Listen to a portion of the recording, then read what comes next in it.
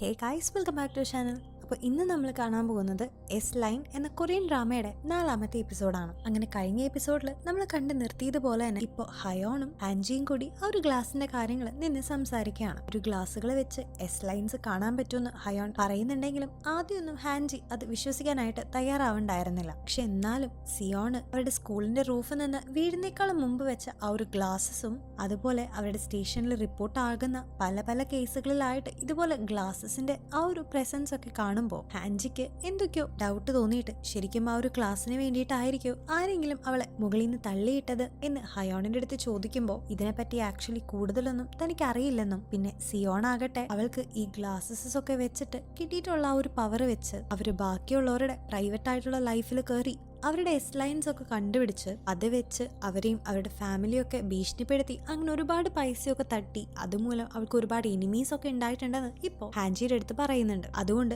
കഴിഞ്ഞ എപ്പിസോഡിൽ നമ്മൾ കണ്ട പോലെ മരിച്ചുപോയ ആ ഒരു ടീച്ചർ തന്നെ ആവണമെന്നില്ല ശരിക്കും ഈ ഒരു സിയോണ് അറ്റാക്ക് ചെയ്തിട്ടുള്ളത്. മാത്രമല്ല അവരങ്ങനെ സംസാരിക്കുന്നതിനിടയിൽ ഹയോണിപ്പോൾ അവന്റെ അടുത്ത് ഓപ്പൺ ആയിട്ട് തനിക്ക് ചെറുപ്പം മുതലേ ഈ ഒരു ഗ്ലാസസ് ഇല്ലാണ്ട് തന്നെ ഈ എസ് ലൈൻസ് ഒക്കെ കാണാൻ പറ്റുന്ന ഹയോൺ പറയുമ്പോൾ ഇത്ര ചെറുപ്പത്തിലെ ഇത്രയും വലിയ കാര്യങ്ങളൊക്കെ കാണേണ്ടി വന്ന ഹയോണിന്റെ കാര്യം ആലോചിക്കുമ്പോൾ അവന്റെ ഇത്തിരി വിഷമമൊക്കെ തോന്നുന്നുണ്ട്. അങ്ങനെ അടുത്ത സീനിൽ കുറെ വിയേർഡായിട്ടുള്ള സ്വപ്നങ്ങളൊക്കെ കണ്ട് ക്ലാസ്സിൽ വെച്ച് ആകെ ഞെട്ടി ഒച്ചപ്പാടുണ്ടാക്കി കൺഫ്യൂസ്ഡ് ആയിട്ട് നിൽക്കുന്ന ഹയോണിനെ ഇപ്പോഴത്തെ അവളുടെ ക്ലാസ്സിലെ ഫ്രണ്ട്സ് ആയിട്ടുള്ള അവളുടെ ക്ലാസ്സിന്റെ തന്നെ ലീഡർ ആയിട്ടുള്ള ഒരു പയ്യനും ജൂനിയർ ആയിട്ടുള്ള കൊങ്ങും കൂടിയിട്ട് അവളെ ആശ്വസിപ്പിക്കുന്നുണ്ട്. മാത്രമല്ല നമുക്ക് വേണമെങ്കിൽ പുറത്തൊക്കെ പോയിട്ടൊന്ന് കറങ്ങി വരുമ്പോൾ നിന്റെ ഈ വിഷമങ്ങളൊക്കെ മാറുമെന്ന് പറഞ്ഞ് കൊങ്ങിപ്പോ അവളെ പുറത്തേക്ക് ഇൻവൈറ്റ് ചെയ്യുന്നുണ്ടെങ്കിലും താനിപ്പോ ഒരു ഹോട്ടലിൽ പാർട്ട് ടൈം ജോബ് ചെയ്യുന്നുണ്ടെന്നും അതുകൊണ്ട് തനിക്ക് വരാൻ സാധിക്കില്ലെന്നും അവള് അവരുടെ രണ്ടുപേരുടെ അടുത്തും പറയുന്നുണ്ട്. മാത്രമല്ല അവരുടെ ക്ലാസ് പ്രസിഡന്റ് ആയിട്ടുള്ള ആ ഒരു പയ്യന് ഹയോണിന്റെ മേലിൽ ചെറിയൊരു നോട്ടം ഉള്ളതായിട്ടും നമ്മളെ കാണിക്കുന്നുണ്ട്. അവിടുന്ന് വീണ്ടും സീൻ കട്ട് ചെയ്ത് പിന്നീട് നമ്മളെ കാണിക്കുന്നത് അവരുടെ സ്കൂളിൽ തന്നെ ഈ ഓഫീസ് സെക്ഷനിലൊക്കെ വർക്ക് ചെയ്യുന്ന മിസ്സങ് എന്ന് പറഞ്ഞ ഒരു സ്റ്റാഫിനെയാണ്. നമ്മുടെ സിയോണൊക്കെ ഉണ്ടായിരുന്നത് പോലെ തന്നെ ഈ എസ് ലൈൻസ് കാണാൻ പറ്റുന്ന ഒരു പ്രത്യേകതരം ഗ്ലാസ് തന്നെയാണ് മിസ്സങ്ങും ധരിച്ചിരിക്കുന്നത്. അങ്ങനെ പിന്നീട് അവിടെ ഉണ്ടായിരുന്ന ഒരു സീനിയർ സ്റ്റാഫിന്റെ കയ്യിൽ നിന്ന് ചെറുതായിട്ട് അവൾക്ക് വഴക്ക് കിട്ടുമ്പോൾ ആകെ ദേഷ്യപ്പെട്ട് അവൾ അവളുടെ കയ്യിലുണ്ടായിരുന്ന സ്റ്റാപ്ലെയർ എടുത്തിട്ട് വളരെ അഗ്രസീവ് ആയിട്ട് അതിങ്ങനെ അടിച്ചുകൊണ്ടിരിക്കുന്നുണ്ട്. അങ്ങനെ പിന്നീട് അവിടെ ഉണ്ടായിരുന്ന എല്ലാവരും കൂടിയിട്ട് ഫുഡ് കഴിക്കാനായിട്ട് പോകുമ്പോൾ മിസ്സങ്ങ് തന്റെ ആഗ്രഹം ശരിക്കും ഒരു ആക്ട്രസ് ആവണം എന്നതായിരുന്നു എന്ന് എല്ലാം ബാക്കിയുള്ളവരുടെ അടുത്ത് ഷെയർ ചെയ്യുന്നുണ്ട്. പക്ഷെ ഇതേ നേരത്തെ തന്നെയാണ് അവരുടെ സ്കൂളിൽ തന്നെ മ്യൂസിക് ടീച്ചറായിട്ട് വർക്ക് ചെയ്യുന്ന ഒരു സാർ അങ്ങോട്ടേക്ക് വരുമ്പോൾ അവിടെ ഉണ്ടായിരുന്ന ടീച്ചേഴ്സും സ്റ്റാഫ്സ് എല്ലാവരും അയാളെ വായ നോക്കിയിരിക്കുന്നതിന്റെ ഇടയിൽ മിസ്സങ്ങ് മാത്രം അയാളെ വളരെ സ്പെഷ്യൽ ആയിട്ട് വളരെ അട്രാക്റ്റീവ് ആയിട്ട് നോക്കിക്കൊണ്ടിരിക്കുന്നുണ്ട്. ഇതേ നേരം പോലീസ് സ്റ്റേഷനിൽ ഹാൻജിയും അവന്റെ അസിസ്റ്റന്റും കൂടിയിട്ട് സിയോണിന്റെ ആ ഒരു കേസും അവളെ തള്ളിയിട്ടത് കിം എന്ന് പറഞ്ഞ ആ ഒരു ബുള്ളിയും ആയിട്ട് എഫ്ഐആറിൽ ഉണ്ടായിരുന്ന മരിച്ചുപോയ ആ ഒരു ടീച്ചർ തന്നെ ആയിരിക്കുമെന്ന് സംശയിക്കുന്നുണ്ടെങ്കിലും അദ്ദേഹത്തിന്റെ ഭാര്യയുടെ മൊഴിയിൽ നിന്ന് അദ്ദേഹത്തിന് ഹൈറ്റ്സ് ഒക്കെ വളരെ പേടിയായതുകൊണ്ട് അവളെ തള്ളിയിടാനായിട്ടുള്ള ധൈര്യമൊന്നും അദ്ദേഹത്തിന് ഉണ്ടാവില്ലെന്നും അതുകൊണ്ട് അയാളായിരിക്കില്ല സിയോണിനെ താഴേക്ക് തള്ളിയിടാനായിട്ട് ശ്രമിച്ചതെന്നും അവര് ഊഹിക്കുന്നുണ്ട്. മാത്രമല്ല ഇപ്പോഴും ഈ കിം എന്ന് പറഞ്ഞ ആ ഒരു ബുള്ളി കിടാവിനെ പറ്റിയിട്ട് അവർക്ക് ആർക്കും യാതൊരു ഇൻഫർമേഷനും കിട്ടിയിട്ടുണ്ടായിരുന്നില്ല. മാത്രമല്ല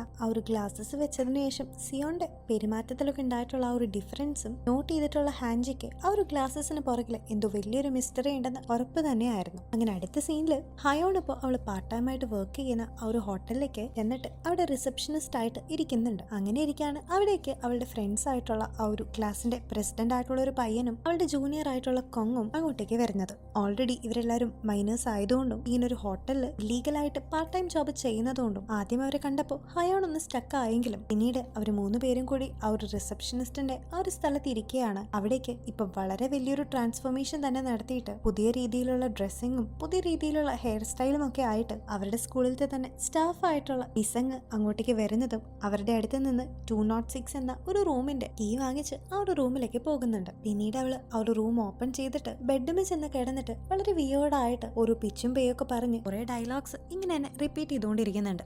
അതായത് തന്റെ ജീവിതത്തിൽ ഒരുപാട് ലവേഴ്സും റിലേഷൻഷിപ്സും ഒക്കെ ഉണ്ടായിട്ടുണ്ടെങ്കിലും അവനെ കണ്ട ഒരു സമയത്ത് മുതൽ തനിക്ക് ആരോടും അട്രാക്ഷൻ ഇല്ലെന്നും അവൾക്ക് അവൻ അത്രമാത്രം ഇഷ്ടമാണെന്നും അവൾ ഇങ്ങനെ കണ്ടിന്യൂസ് ആയിട്ട് ഒരു സൈക്കോയെ പോലെ വീണ്ടും വീണ്ടും ഇങ്ങനെ പറഞ്ഞുകൊണ്ടിരിക്കുകയാണ്. ആ ഒരു വ്യക്തി എന്ന് പറയുന്നത് അവരുടെ സ്കൂളിൽ തന്നെ പഠിപ്പിക്കുന്ന ആ ഒരു മ്യൂസിക് ടീച്ചർ ആണെന്ന് നമുക്ക് മനസ്സിലാക്കാനായിട്ട് സാധിക്കും. അങ്ങനെ കുറച്ചു നേരത്തിന് ശേഷം നമ്മുടെ പിള്ളേരെല്ലാരും കൂടി റൂഫ് ടോപ്പിൽ സംസാരിച്ചിരിക്കുന്നതിന്റെ ഇടയിൽ മിസ്സങ് ആ ഒരു ഹോട്ടലിൽ നിന്ന് ഇറങ്ങി പോകുന്നത് കാണുമ്പോൾ കൊങ്ങിന് അത് അവരുടെ ഓഫീസിൽ വർക്ക് ചെയ്യുന്ന ആ ഒരു സ്റ്റാഫ് ആണെന്നും മിസ്സിംഗ് ആണെന്നും മനസ്സിലാകുന്നുണ്ട്. ഇതേ നേരം മിസ്സിങ്ങിന്റെ തലയിൽ ഒരു റെഡ് ലൈൻ ഉള്ളതും ഹയോൺ ശ്രദ്ധിക്കുന്നുണ്ട്. വീണ്ടും മിസ്സിങ്ങിനെ കാണിക്കുകയാണെങ്കിൽ അവളിപ്പോ അവളുടെ റൂമിലേക്ക് വന്നിട്ട് അവളുടെ കയ്യിലുണ്ടായിരുന്ന ആ ഒരു ഗ്ലാസസ് എടുത്ത് വെച്ച് പുറത്തേക്ക് നോക്കി ബാക്കിയുള്ള എല്ലാവരുടെയും റെഡ് ലൈൻസ് ഇങ്ങനെ നോക്കിക്കൊണ്ടിരിക്കുന്നുണ്ട്. ഇതേ നേരം ഹാൻജീനെ കാണിക്കുകയാണെങ്കിൽ അവനിപ്പോ പഴയ കേസ് ഫയൽസ് ഒക്കെ നോക്കുന്നതിന്റെ ഇടയിൽ ഹയോണിന്റെ അമ്മ തങ്ങളെ ചതിച്ച ഹയോണിന്റെ അച്ഛനെ കൊന്നതും ആ ഒരു സമയത്ത് അന്ന് കൊച്ചുകുട്ടിയായിട്ടുണ്ടായിരുന്ന ഹയോണ് അവളുടെ അച്ഛന്റെയും അവളുടെ ആന്റിയുടെയും പിക്ചറിൽ ഇതുപോലെ റെഡ് ലൈൻസ് വരച്ചു വെച്ചിട്ടുണ്ടായിരുന്നതും അങ്ങനെ എല്ലാതും സ്റ്റേറ്റ് ചെയ്തിട്ടുണ്ടായിരുന്ന ആ ഒരു റിപ്പോർട്ടൊക്കെ വായിക്കുമ്പോൾ ഹയോൺ പറഞ്ഞത് ശരിയാണെന്നും അന്ന് മുതലേ തന്നെ അവൾക്ക് റെഡ് ലൈൻസ് കാണാനായിട്ട് സാധിച്ചായിരുന്നു എന്നും ഹാൻജി മനസ്സിലാക്കുന്നുണ്ട്. അങ്ങനെ പിന്നീട് അവൻ ഹോസ്പിറ്റലിലേക്ക് പോകുന്ന സമയത്ത് അവിടെ ഇരിക്കുന്ന ഹയോണിന്റെ അടുത്ത് ശരിക്കും സിയോണിന്റെ തലയിൽ ഇതുപോലുള്ള റെഡ് ലൈൻസിനെ കാണാനായിട്ട് അവൾക്ക് സാധിച്ചായിരുന്നു എന്നും ചോദിക്കുന്നുണ്ടെങ്കിലും അത് അവളുടെ പ്രൈവസി ആണെന്നും ആദ്യം ഹയോൺ പറയുന്നുണ്ടെങ്കിലും അവളുടെ റിയാക്ഷനിലൂടെ സിയോണിന്റെ തലയിൽ ഒരു റെഡ് ലൈൻ ഉള്ളതായിട്ട് ഹാൻജിക്ക് മനസ്സിലാകുന്നുണ്ട്. അതെങ്ങാനും ഇനി അവളുടെ ബോയ് ഫ്രണ്ട് ആണോന്ന് ഹാൻജി ചോദിക്കുന്നുണ്ടെങ്കിലും അത് പക്ഷേ ഈ ഒരു സ്കൂളിലുള്ള ആരും തന്നെ അല്ലെന്ന് ഹയോണും അവന്റെ അടുത്ത് പറയാണ്. ഇത് കേൾക്കുന്ന ഹാൻജിക്ക് സിയോണിന്റെ ഒരു റെഡ് ലൈൻ കണക്ട് ചെയ്യുന്ന മറ്റാൾ എത്രയും വേഗം കണ്ടുപിടിക്കണമെന്നും കാരണം സിയോൺ റൂഫ് ടോപ്പിൽ നിന്ന് വീണേന്റെ പേരിൽ അയാൾക്ക് എന്തെങ്കിലും പങ്കുണ്ടോ എന്നും ഹാൻജി സംശയിക്കുന്നുണ്ടായിരുന്നു. ഇതേ നേരം ആ ഒരു സ്കൂളില് മിസ്സിംഗ് അപ്പോ ആ ഒരു മ്യൂസിക് ടീച്ചറുടെ റൂമിലേക്ക് പയ്യെ കയറി ചെന്നിട്ട് അവനുമായിട്ട് സംസാരിക്കുന്നുണ്ട്. ഈ ഒരു സമയത്തൊക്കെ അവിടെ ഉണ്ടായിരുന്ന ഒരു മിററിലൂടെ മിസ്സിംഗിന്റെ തലയിലും ആ മ്യൂസിക് ടീച്ചറുടെ തലയിലും സെപ്പറേറ്റ് ആയിട്ട് റെഡ് ലൈൻസ് കാണാൻ പറ്റുന്നുണ്ടെങ്കിലും മിസ്സിംഗിന് ഓൾറെഡി അയാളുടെ അടുത്ത് വളരെ വലിയൊരു ക്രഷ് ഉള്ളതുകൊണ്ട് തന്നെ ഇപ്പൊ അവർക്ക് രണ്ടുപേർക്കിടയിലും അങ്ങനെ ഒരു റെഡ് ലൈൻ വരുന്നത് അവൾ ഇമാജിൻ ചെയ്യുന്നുണ്ട്. സോ ബേസിക്കലി എങ്ങനെയെങ്കിലും ആ ഒരു മ്യൂസിക് ടീച്ചറുമായിട്ട് ഒരു റിലേഷൻഷിപ്പിൽ ആവണമെന്നതാണ് മിസ്സിംഗ് ഇപ്പൊ ഏറ്റവും കൂടുതൽ ആഗ്രഹിക്കുന്നത്. ഇതേ നേരം ഇപ്പോഴും വളരെ ഒറ്റയ്ക്ക് ആരോട് മിണ്ടാതിരിക്കുന്ന ഹയോൺ ഇപ്പോ അവരുടെ ക്ലാസ്സിലെ ആ ഒരു പ്രസിഡന്റ് ആയിട്ടുള്ള ഒരു പയ്യനുമായിട്ട് അത്യാവശ്യം ഫ്രണ്ട്സ് ആവുകയും അവർ ഒരുമിച്ച് സ്വിമ്മിംഗ് പൂളിൽ ഇറങ്ങിയും ഒരുമിച്ച് ഫുഡ് കഴിക്കുകയും ഒക്കെ ചെയ്യുന്നുണ്ട്. അങ്ങനെ പയ്യെ പയ്യെ അവർക്കിടയിലുള്ള ആ ഒരു ഡിസ്റ്റൻസ് ഒക്കെ കുറഞ്ഞ് ഏകദേശം ഇപ്പോൾ നമ്മുടെ ഹയോണിനും അവന്റെ അടുത്ത് ചെറിയൊരു ക്രഷ് ഒക്കെ ഉള്ളതായിട്ട് ഫീൽ ചെയ്യാനായിട്ട് തുടങ്ങിയിട്ടുണ്ട്. അങ്ങനെ അടുത്ത സീനിൽ ഹാൻജിയും അവന്റെ അസിസ്റ്റന്റും കൂടി വളരെ കാഷ്വൽ ആയിട്ട് ഇങ്ങനെ റിലേഷൻഷിപ്സിനൊക്കെ പറ്റി പറയുന്നതിന്റെ ഇടയിൽ ഹാൻജിക്ക് ഓൾറെഡി ഒരുപാട് ഗേൾസും ആയിട്ട് സീരിയസ് ആയിട്ടുള്ള റിലേഷൻഷിപ്പ് അല്ലെങ്കിലും ഫിസിക്കലി റിലേഷൻഷിപ്പ് ഉള്ളതായിട്ട് അവന്റെ എസ് ലൈൻസിലൂടെ നമുക്ക് മനസ്സിലാവുമല്ലോ. സോ അവൻ എന്തെങ്കിലും സീരിയസ് ആയിട്ടുള്ള ഇഷ്ടങ്ങളൊക്കെ ഉണ്ടോന്ന് അവന്റെ അസിസ്റ്റന്റ് ചോദിക്കുമ്പോൾ പെട്ടെന്ന് ഈ ഹയോണും സിയോണൊക്കെ പഠിച്ചിരുന്ന അവരുടെ ക്ലാസ്സിലെ ടീച്ചറായിട്ടുള്ള മിന്നിനെയാണ് അവന് ഓർമ്മ വരുന്നത്. അവിടുന്ന് വീണ്ടും സീൻ കട്ട് ചെയ്ത് ഇപ്പൊ മിസ്സിങ്ങിനെ കാണിക്കുകയാണെങ്കിൽ പണ്ടത്തെ പോലെ തന്നെ വേറൊരു ഡിഫറെന്റ് അപ്പിയറൻസിൽ അവള് വീണ്ടും ഹയോൺ വർക്ക് ചെയ്യുന്ന ആ ഒരു സെയിം ഹോട്ടലിലേക്ക് വന്നിട്ട് ആ ഒരു സെയിം റൂം തന്നെ വീണ്ടും ബുക്ക് ചെയ്യുന്നുണ്ട്. പിന്നീട് അവൾ ആ ഒരു റൂമിലേക്ക് കയറിയിട്ട് പണ്ടത്തെ പോലെ തന്നെ ഒരു സൈക്കോയെ പോലെ ആ ഒരു ഡയലോഗ് തന്നെ വീണ്ടും വീണ്ടും ഇങ്ങനെ പറഞ്ഞുകൊണ്ടിരിക്കുന്നുണ്ട്. തന്റെ ജീവിതത്തിൽ ഇതുപോലെ കുറെ ലവേഴ്സ് ഉണ്ടായിട്ടുണ്ടെന്നും പക്ഷെ അവനെ കണ്ടപ്പോ മുതല് അവനോട് മാത്രമാണ് തനിക്ക് ഏറ്റവും കൂടുതൽ ഇഷ്ടം എന്നൊക്കെ അവളിങ്ങനെ വീണ്ടും വീണ്ടും ഒരുപാട് തവണ റിപ്പീറ്റ് ചെയ്യുന്നതൊക്കെ പുറത്തുനിന്ന് ഹയോൺ കേൾക്കുന്നുണ്ടായിരുന്നു. അകത്ത് വീണ്ടും മിസ്സിങ്ങിനെ കാണിക്കുകയാണെങ്കിൽ ശരിക്കും ഈ വർക്കും അത് കഴിഞ്ഞുള്ള അവളുടെ ലൈഫൊക്കെ കാരണം ആകെ ഡിപ്രസ്ഡ് ആയിട്ട് ഇരിക്കുന്ന മിസ്സിങ് പെട്ടെന്ന് ഈ ഒരു ഹോട്ടലിലെ ഇതേ ഒരു റൂമിലേക്ക് വെറുതെ ഒന്ന് വന്നതും ആ ഒരു റൂമിൽ വെച്ച് തന്നെ അവൾക്ക് ആദ്യമായിട്ട് ഈ ഒരു ഗ്ലാസസ് കിട്ടുന്നതും അത് വെച്ചേ പിന്നെ ബാക്കിയുള്ളവരുടെ പ്രൈവറ്റ് ആയിട്ടുള്ള ലൈഫിലെ ഈ ഒരു എസ് ലൈൻസ് അവൾ കണ്ടതും മാത്രമല്ല അവൾ ഇപ്പൊ നിൽക്കുന്ന 205 എന്ന ആ ഒരു റൂമില് ഉണ്ടായിരുന്ന ചെറിയൊരു ഹാളിലൂടെ അപ്പുറത്തെ റൂമിൽ താമസിക്കുന്ന കപ്പിൾസ് ഇന്റിമേറ്റ് ആകുന്നതും മറ്റൊക്കെ അവൾ ഒളിഞ്ഞു നിന്ന് നോക്കുന്നതൊക്കെ മിസ്സിങ്ങിന്റെ സ്ഥിരം ഒരു സ്വഭാവമായിട്ട് മാറിയിട്ടുണ്ടായിരുന്നു. ആ ഒരു ഗ്ലാസസ് വെച്ച് പിന്നെ മിസ്സിങ് കൂടുതൽ ഒരു സൈക്കോയെ പോലെ ബിഹേവ് ചെയ്യുകയും ഇവിടെ ക്യാരക്ടർ തന്നെ ആകെ മാറിപ്പോയതൊക്കെ നമുക്ക് മനസ്സിലാകാനായിട്ടും സാധിക്കും. അങ്ങനെ ഇരിക്കാണ് പ്രസന്റിൽ ഇപ്പോൾ അവൾ ആ ഒരു ഹാളിലൂടെ വീണ്ടും അപ്പുറത്തെ റൂമിലേക്ക് നോക്കുമ്പോൾ അവിടെ അവൾക്ക് ഒത്തിരിയധികം ഇഷ്ടവും ക്രഷൊക്കെ ഉണ്ടായിരുന്ന ആ ഒരു മ്യൂസിക് ടീച്ചറെ അവൾ കാണുന്നത്. ആദ്യം അയാളെ കണ്ട് അവൾക്ക് ഒത്തിരി സന്തോഷമായെങ്കിലും പിന്നീട് അവന് പുറകിലായിട്ട് അവന്റെ ഗേൾ ഫ്രണ്ടിനെ കൂടെ കാണുമ്പോൾ അവളെ കണ്ടിട്ട് മിസ്സിങ് ആകെ ഷോക്ക്ഡ് ആകുന്നുണ്ട്. അങ്ങനെ അതിനുശേഷം അവർ രണ്ടുപേരും കൂടി ഇന്റിമേറ്റ് ആവുന്നതിന്റെ ഇടയിൽ അവന്റെ ഗേൾ ഫ്രണ്ടിന്റെ തലയിൽ ഇതുപോലെ ഒരുപാട് എസ് ലൈൻസ് ഉള്ളതും പക്ഷെ ഒരു മ്യൂസിക് ടീച്ചറുടെ തലയിൽ ഒരൊറ്റ റെഡ് ലൈൻ ഉള്ളൂന്നും അത് അവന്റെ ഗേൾ ഫ്രണ്ട് തന്നെയാണെന്നും എല്ലാം മിസ് അങ്ങ് ശ്രദ്ധിക്കുന്നുണ്ടായിരുന്നു. മാത്രമല്ല എനിക്ക് ഒത്തിരി ഇഷ്ടപ്പെട്ട ഒരാള് തന്നെ മുമ്പിൽ വെച്ച് തന്നെ ഇതുപോലെ വേറെ ഒരു പെണ്ണിന്റെ ഒപ്പം കാണുമ്പോൾ അതൊട്ടും തന്നെ ഇഷ്ടപ്പെടാതെ സഹിക്കാൻ പറ്റാണ്ട് അവൾ ആകെ വയലന്റ് ആയി